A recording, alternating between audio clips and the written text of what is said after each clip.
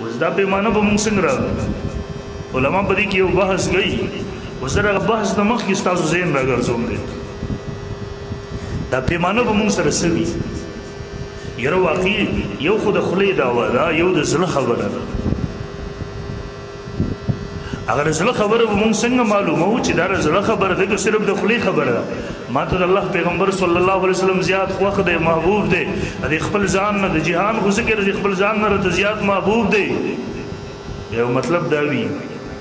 چې د الله د پیغمبر صلی الله علیه وسلم ژوند څنګه و دغه زندگی څنګه وه دغه تعلیمات څه و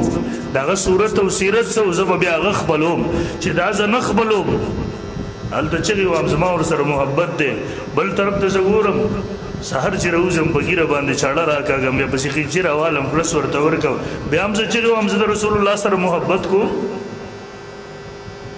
دعوه خو هم دا ده چې د رسول الله صلی الله سره مینه کوم د خپل ځان نه هم زیاته مینه کوم بیا زه د اغیارو په طریقو کې فخر محسوسوم د رسول الله صلی الله طریقې د خپې لاندې کوم بیا موږ د اغیارو نظام چې کوم هغوی راوړی دی هغې کې بیا فخر محسوسوو د رسول الله صلی الله طریقو کې بیا شرم محسوسوو